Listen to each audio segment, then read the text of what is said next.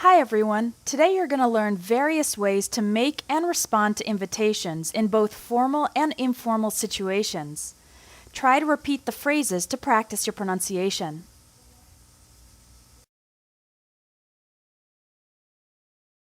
Here are some phrases for making an invitation.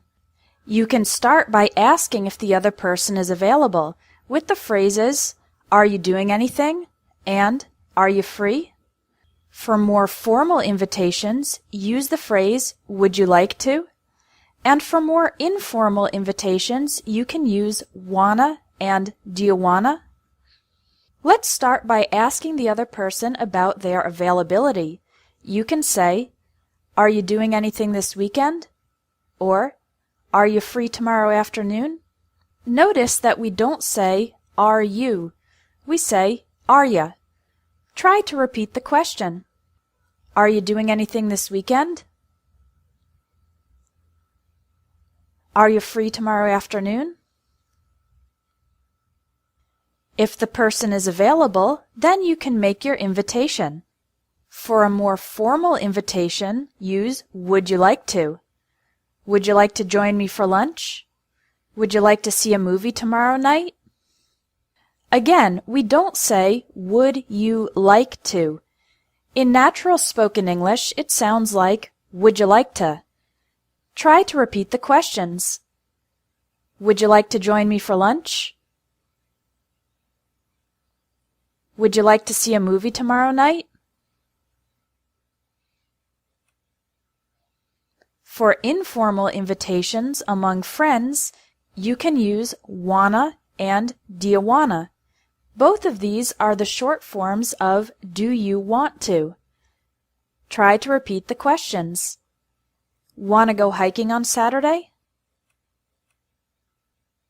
Do you want to grab some coffee after class? Now let's learn how to respond to an invitation. Here are 3 possibilities for saying yes, accepting the invitation. I'd love to. Sure. Sounds good. Sounds great. If you want to say no to the invitation, use these phrases. I'd love to, but... For example, I'd love to, but I have other plans. I don't think I can. I'm really sorry, but... For example, I'm really sorry, but I have to pick up my kids from school. If you want to express the hope that the other person will invite you again in the future, you can say, "I'll have to take a rain check," or "maybe another time." Now you know how to make and respond to invitations in English. If you want to learn more spoken English to use in practical situations, check out the Travel English course, which will teach you lots of phrases and expressions for traveling and everyday social situations in English-speaking countries.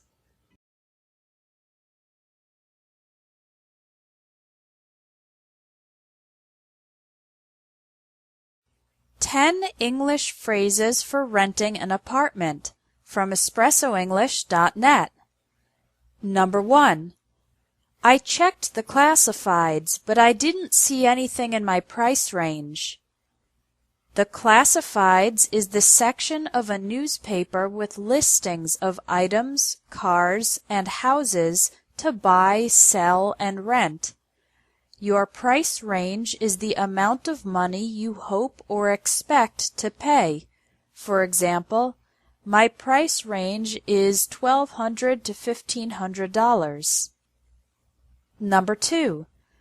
The apartment is fully furnished and has a balcony overlooking the park.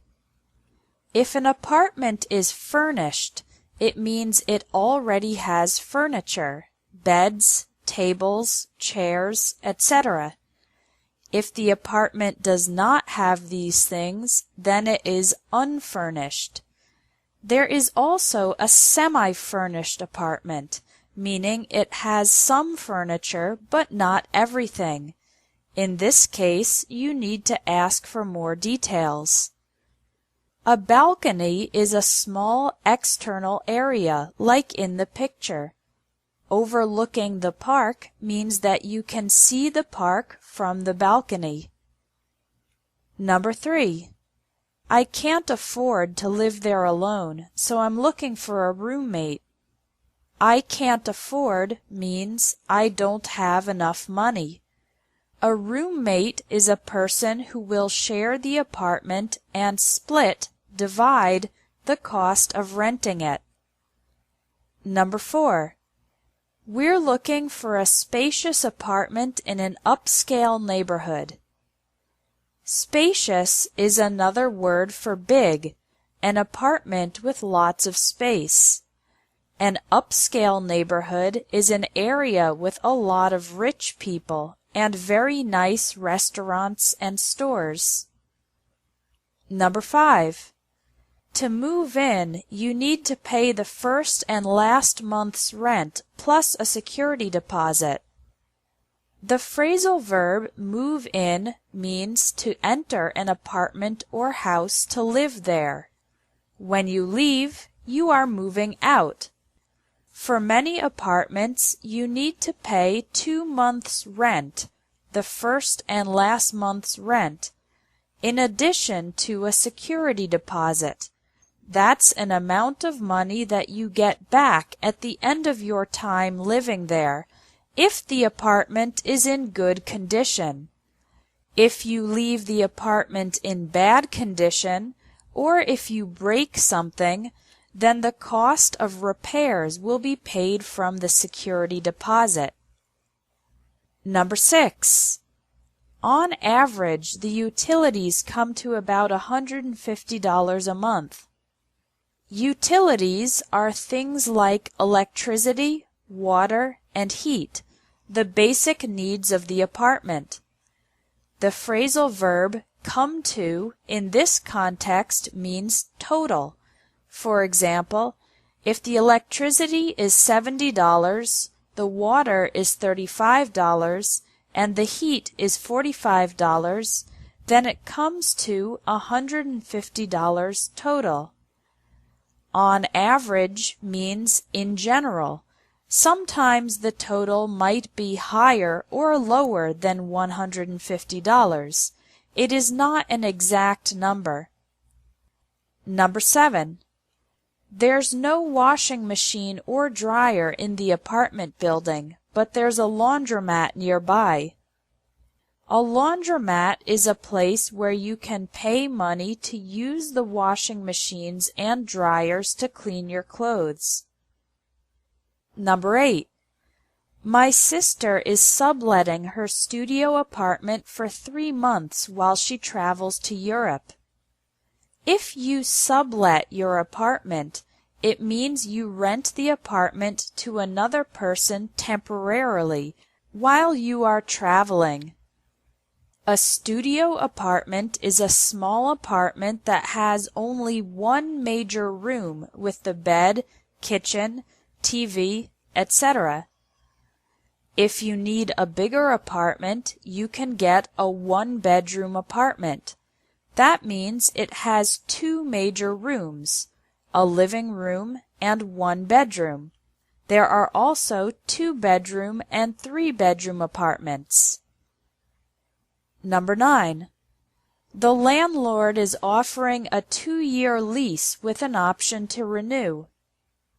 The landlord, for a man, or landlady, for a woman, is the person who owns the apartment from whom you are renting it. You pay the rent every month to the landlord or landlady.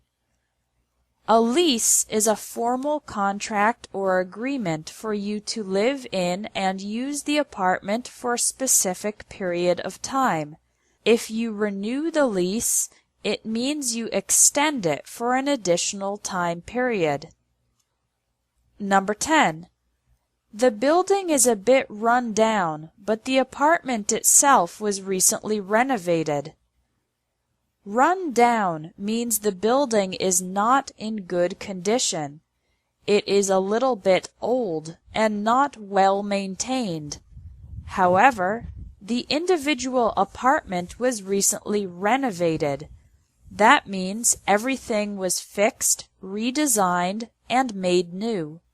Other words for this are refurbished or remodeled. Thanks for watching English Tips from Espresso English.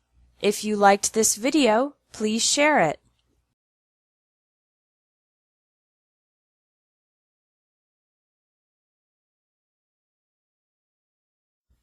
English pronunciation practice with tongue twisters from espressoenglish.net. Are you ready for some advanced English pronunciation practice? Try these tongue twisters. Number 1. Peter Piper picked a peck of pickled peppers. Did Peter Piper pick a peck of pickled peppers? If Peter Piper picked a peck of pickled peppers, where's the peck of pickled peppers Peter Piper picked? A peck is a unit of measurement equal to about 8 quarts, or 7.6 liters. Peppers are a type of vegetable, and pickled peppers means the peppers are preserved in vinegar. Number 2. A big bug bit a bold, bald bear, and the bold, bald bear bled blood badly. Bug is another word for insect. Bald means the bear has no hair, and bleed or bled in the past is when blood comes out of your body. Number 3. She sells seashells on the seashore. The shells she sells are seashells, I'm sure. For if she sells seashells on the seashore, then I'm sure she sells seashore shells. On the seashore means near the ocean or on the beach, and this is a seashell. Number 4. Swan swam over the pond. Swim, swan, swim. Swan swam back again. Well swum, swan. Swim is the present tense, swam is the past, and swum is the past participle. A pond is a small body of water, and a swan is a type of bird.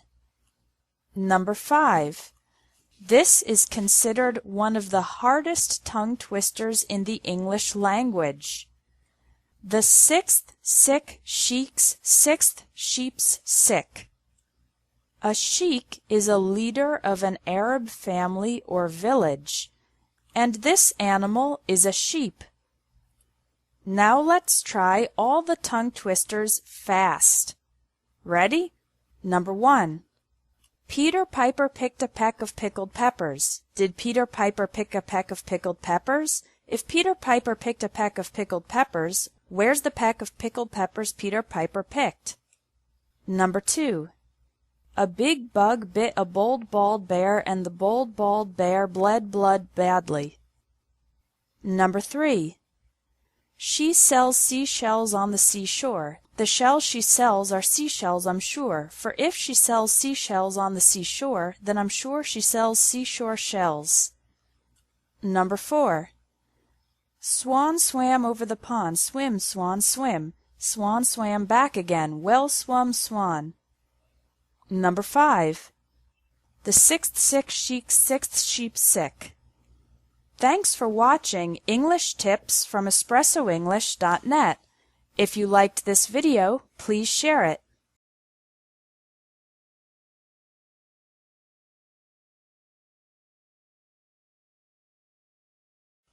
Irregular verbs in English from espressoenglish.net. Did you know that about 70% of the time when we use a verb in English, it's irregular? Irregular verbs can make you go crazy, but in fact, they follow some patterns. In this lesson, you'll learn groups of irregular verbs that will help you remember them better. The first group is irregular verbs with all three forms identical. These verbs are the same in the present, past, and past participle. One example is put. Present. I always put the milk in the refrigerator. Past. Yesterday I put the books in my backpack. The present perfect uses the past participle form. I've already put the documents in the mail. Other verbs with all three forms identical include bet, burst, cost, cut, fit, hit, hurt, let, put, quit, set, shut, split, and spread. The next group is verbs with identical present and past participle forms. The only different form is the past. Come, came, come. Become, became, become. Run, ran, run. A number of irregular verbs have n in the past participle. These can be divided into 4 subgroups: with o in the past and past participle, with o in the past only, verbs with the past form ending in ew and the past participle in own, and other. Subgroup 1. Break, broke, broken. Choose, chose, chosen. Forget, forgot, forgotten. Get, got, gotten. Speak, spoke, spoken. Steal, stole, stolen. Wake, woke, woken. Wear, wore, worn. In this subgroup, the vowel changes to o in the past and past participle. Subgroup 2 has o in the past but not in the past participle. Drive, drove, driven. Ride, rode, ridden. Rise, rose, risen. Write, wrote, written. Notice that the sound of the I changes from the present to the past participle. The present is drive, and the past participle is not driven, but driven. Subgroup 3. Verbs ending in EW in the past and OWN in the past participle. Fly, flew, flown. Grow, grew, grown. Know, knew, known. Throw, threw, thrown. Finally, we have subgroup 4, other. These verbs have n in the past participle, but don't appear to follow any other pattern. Bite, bit, bitten. Hide, hid, hidden. Eat, ate, eaten. Fall, fell, fallen. Give, gave, given. See, saw, seen. Shake, shook, shaken. Take, took, taken. Another group of irregular verbs is verbs with pronunciation changes. For example, long E to short E. Keep, kept, kept. Sleep, slept, slept. Feel, felt, felt. Bleed, bled, bled. Feed, fed, fed. Meet, met, met. Lead, led, led. Another group has EA pronounced differently from the present to the past and past participle.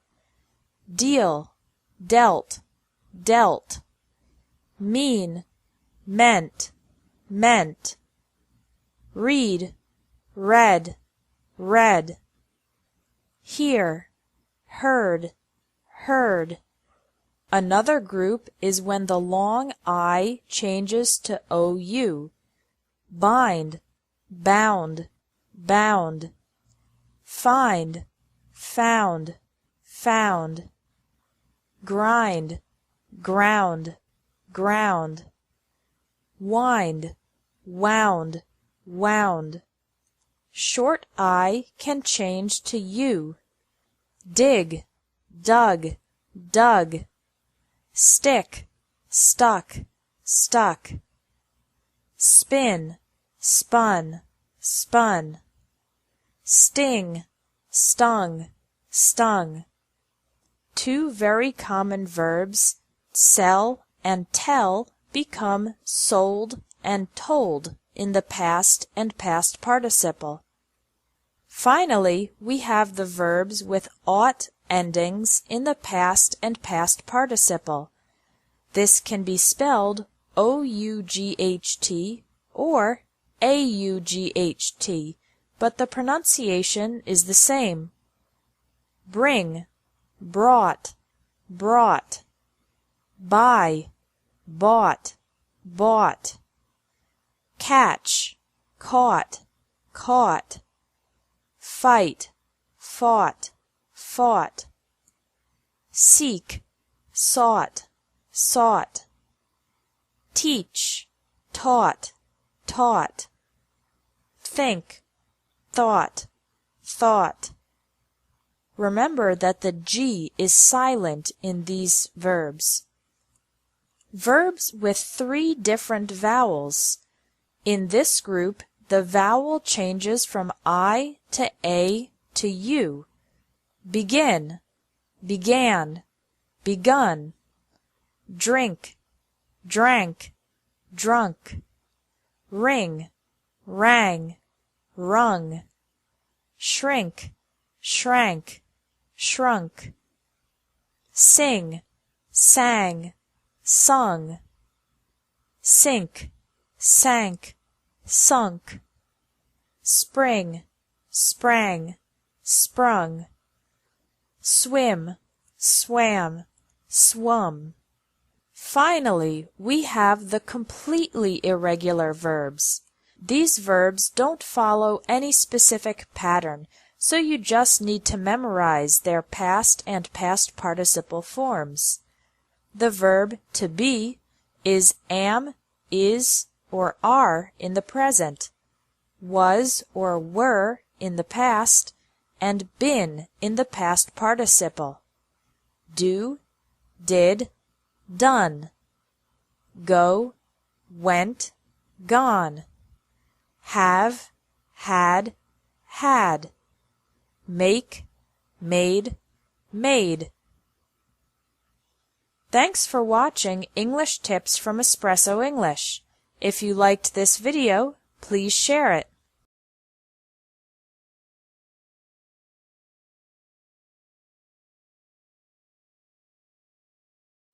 Do or make 60 common expressions from espressoenglish.net.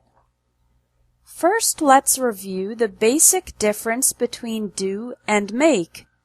Use do for actions, obligations, and repetitive tasks.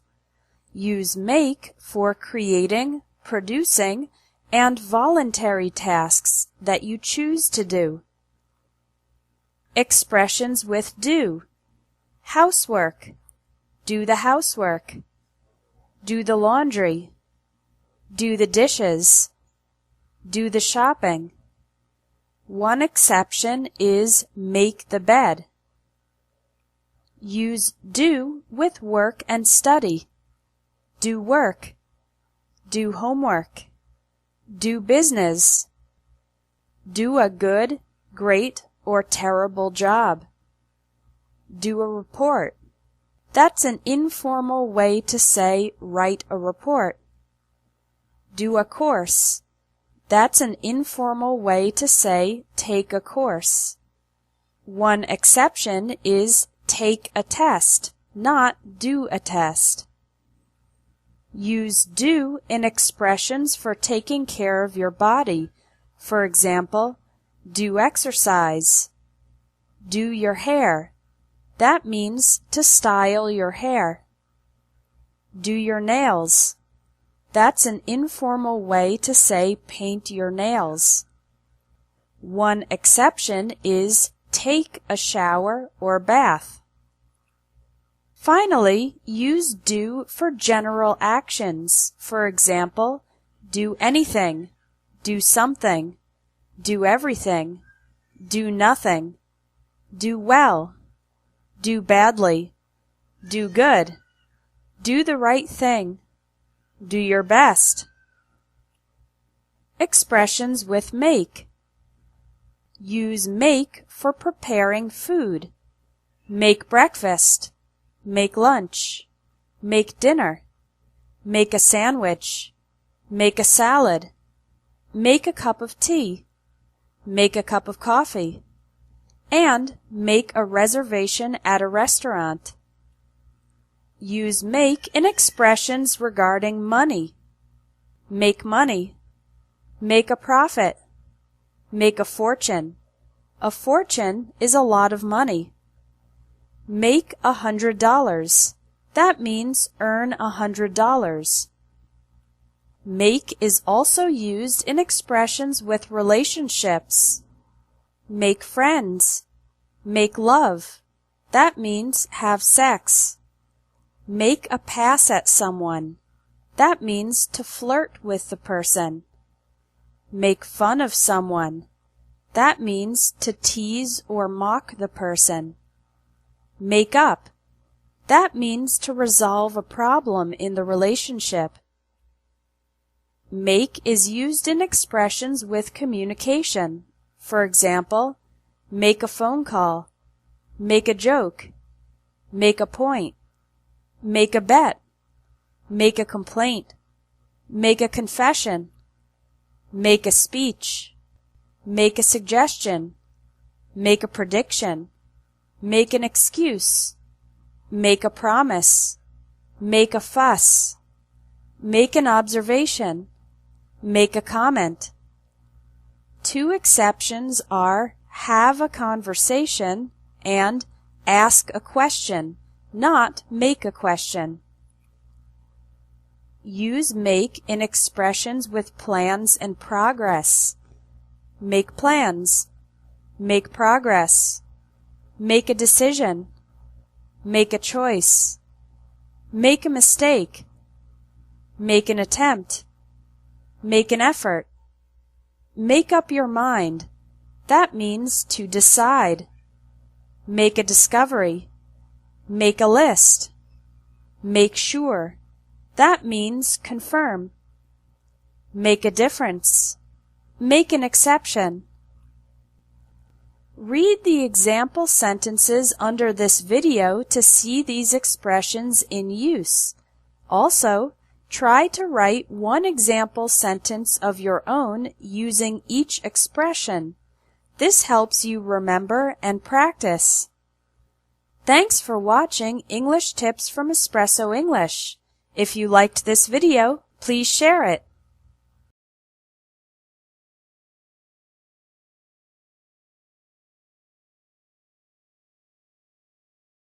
"12 English phrases for describing movies."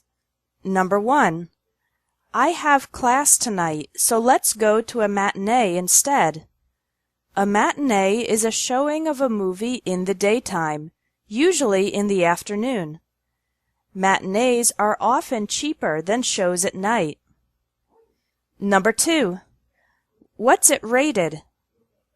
Many countries have a system for rating movies, evaluating how appropriate the movie is for various ages. This is the movie rating system in the United States. G. General audience. PG. Parental guidance suggested. PG-13, parents strongly cautioned. R, restricted. NC-17, adults only. Number 3.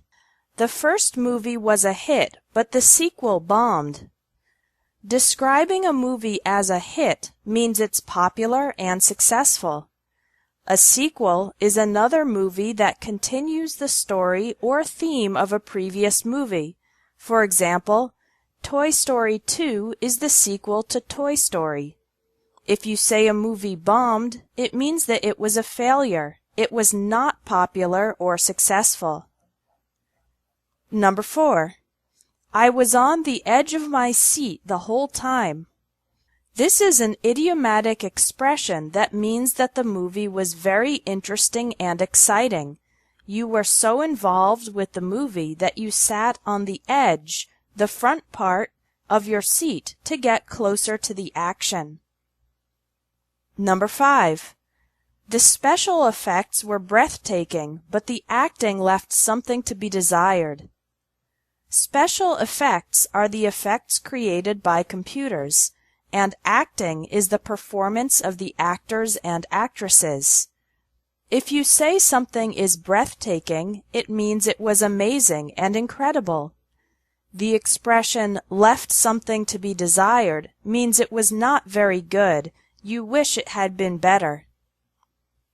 Number 6. Have you seen the trailer for the final part of the trilogy? A trailer is a 2 to 3 minute video summary of a movie, showing a few scenes that will interest people in seeing the entire movie. A trilogy is a series of 3 movies, like Lord of the Rings. Number 7. I have a hard time understanding the dialogue without subtitles. I have a hard time is a common way to say I have difficulty in everyday spoken English. Subtitles are the written words on the bottom of the screen. Number 8. Although the premise was intriguing, the plot was complex and a little hard to follow. The premise is the idea or concept of the movie, and intriguing is a word that means interesting, something that gets your attention. The plot is the story of a movie or book, and if it was hard to follow, it means it was difficult to understand or confusing as you were watching the movie. Number 9. The completely implausible twist at the end ruined it. A twist is an unexpected turn of events. If you describe it as implausible, it means it was too unlikely, not probable, or too difficult to believe that it could really happen in that way. The word ruined means made it bad. Number 10. It's the feel-good movie of the year. I found it very touching. A feel-good movie is one that makes you feel good, obviously. The word touching means that it affected you emotionally in a good way. Another word you can use is heartwarming. It made your heart feel positive emotions. Number 11. My boyfriend thought it was hilarious, but I thought they went a little overboard with the potty humor. The word hilarious means extremely funny. Potty humor, also called toilet humor or off-color humor, is humor that is rather gross or disgusting because it involves sex or bodily functions. The expression went a little overboard means there was a little too much. Number 12. To be honest, I liked the remake better than the original. The cast was much stronger. You can start a phrase with "to be honest" when you want to give your honest opinion. Sometimes filmmakers take a movie from the past and recreate it. The new version is called a remake. The word cast refers to all the actors and actresses who participated in the movie. Thanks for watching English Tips from Espresso English. If you liked this video, please share it.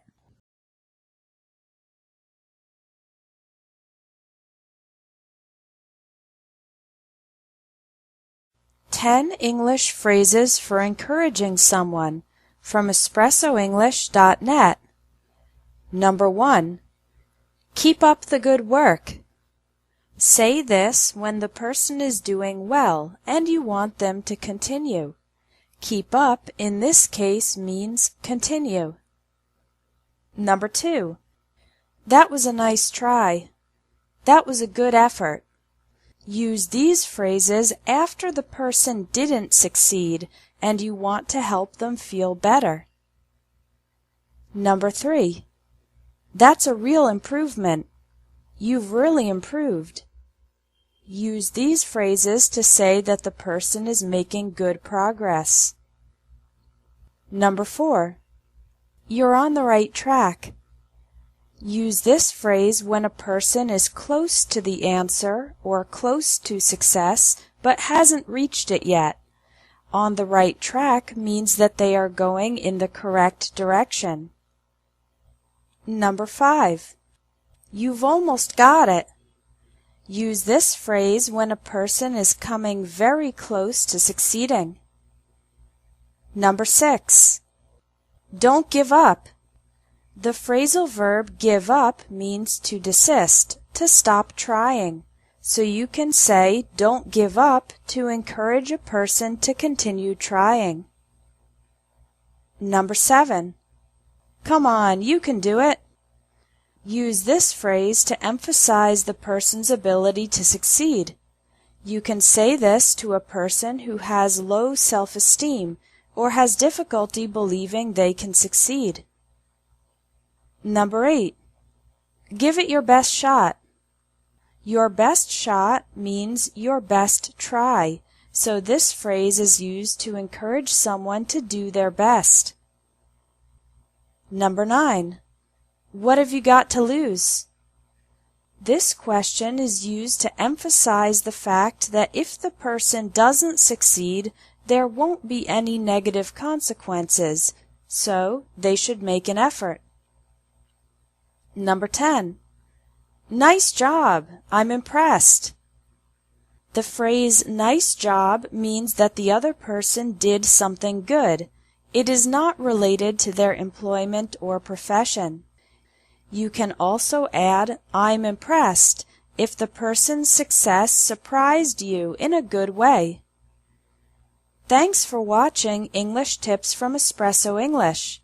If you liked this video, please share it.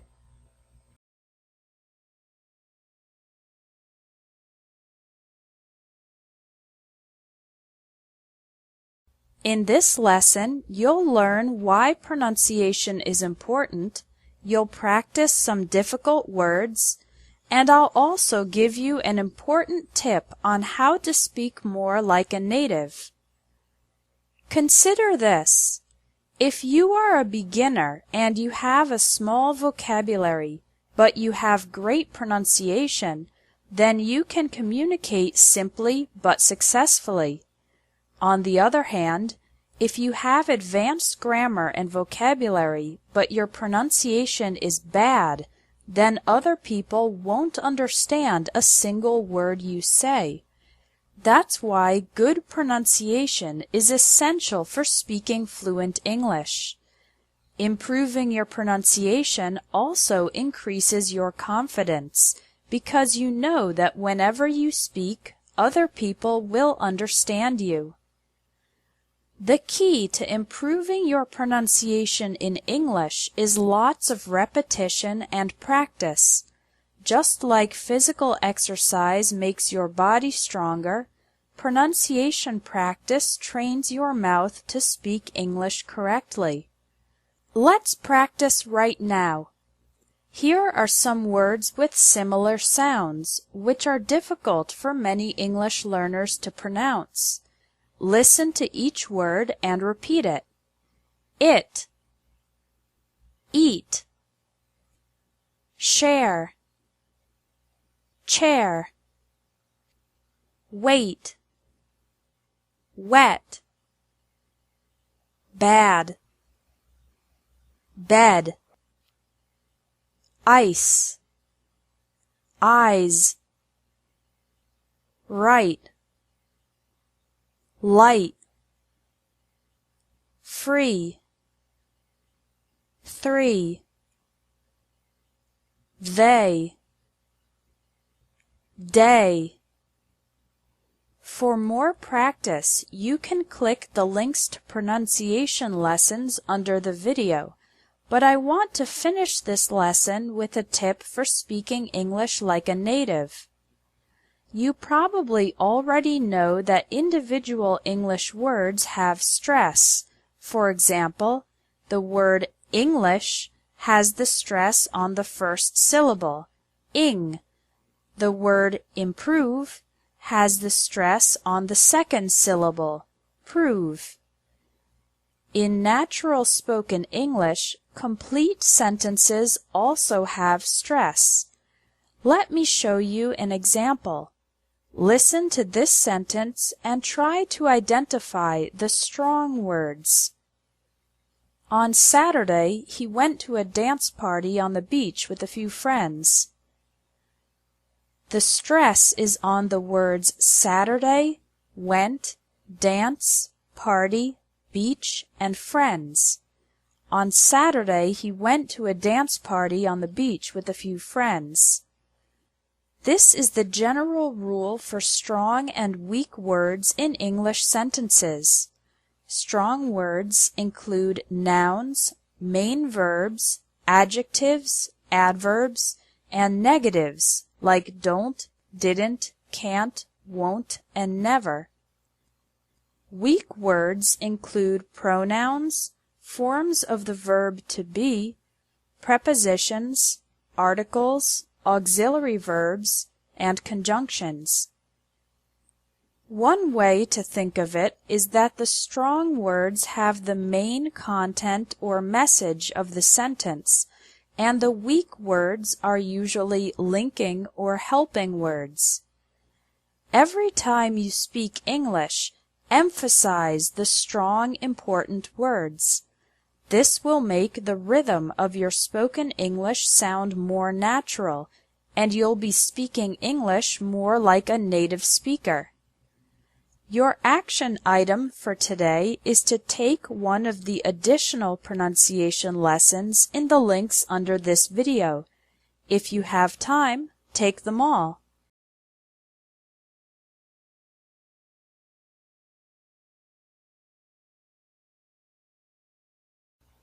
Do you want to speak English better with more confidence and an American accent? If so, the American English Pronunciation course will help you improve your speaking in 30 days. You'll learn all the sounds of American English with lots of pronunciation exercises to help you eliminate errors and learn to talk faster and more naturally, like a native speaker.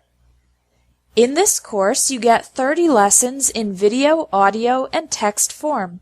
You can download them to your computer and study anytime. The lessons are fast and easy. You'll only need about 10 minutes per day. And at the end of the course, there's an opportunity for you to get a personal evaluation of your pronunciation. Don't be embarrassed to speak because you're nervous that people won't understand you. Start the American English Pronunciation course today and learn to speak more naturally, more fluently, and more confidently. Click the buttons under this video to take Lesson 1 for free, or register and download the complete course instantly.